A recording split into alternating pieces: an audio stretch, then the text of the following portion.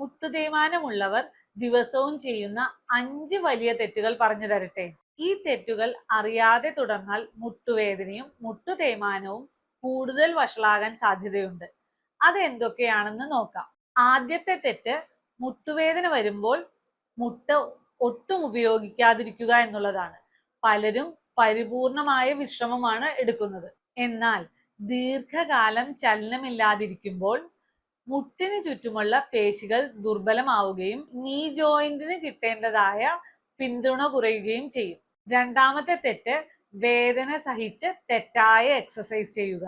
ഇന്റർനെറ്റിൽ കാണുന്ന എല്ലാ എക്സസൈസും എല്ലാവർക്കും അനുയോജ്യമല്ല.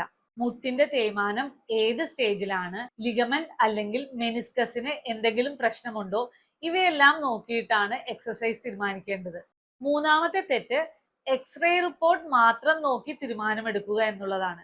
എക്സ്റേയിൽ തേയ്മാനം കൂടുതലാണെന്ന് കണ്ടാൽ എല്ലാവർക്കും സർജറി ആവശ്യമില്ല. അതുപോലെ എക്സ്റേയിൽ ചെറിയ മാറ്റമുള്ള പലർക്കും അതികഠിനമായ വേദനയും അനുഭവപ്പെടാം. അതുകൊണ്ട് ക്ലിനിക്കൽ എക്സാമിനേഷൻ ആണ് ഏറ്റവും പ്രധാനം. നാലാമത്തെ തെറ്റ്, വേദനയുള്ളപ്പോൾ പെയിൻ കില്ലർ കഴിച്ച് കാര്യം അവസാനിപ്പിക്കുക. വേദന കുറയാം, പക്ഷേ muscle weakness, joint stiffness, alignment പ്രശ്നങ്ങൾ, അമിതമായ ഭാരം, ലൈഫ് സ്റ്റൈലിലുള്ള പാകപ്പിഴവുകൾ തുടങ്ങിയ യഥാർത്ഥ കാരണങ്ങളെ അവഗണിച്ചാൽ രോഗം പുരോഗമിക്കാം.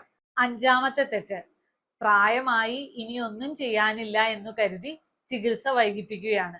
ആദ്യഘട്ടത്തിൽ തന്നെ ശരിയായ ചികിത്സയും ജീവിതശൈലി മാറ്റങ്ങളും ആരംഭിച്ചാൽ പലരിലും വേദന കുറയ്ക്കാനും മുട്ടിന്റെ പ്രവർത്തനശേഷി വർദ്ധിപ്പിക്കാനും സർജറി ഒഴിവാക്കാനും സാധിക്കും.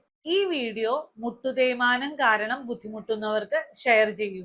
അടുത്ത വീഡിയോയിൽ മുട്ടുതേയ്മാനമുള്ളവർ ദിവസവും ചെയ്യേണ്ട 5 കാര്യങ്ങൾ എന്താണെന്ന് വിശദമായി പറഞ്ഞു തരാം. ആ വീഡിയോ മിസ് ചെയ്യാതിരിക്കാൻ ഈ അക്കൗണ്ട് ഇപ്പോൾ തന്നെ ഫോളോ ചെയ്തോളൂ.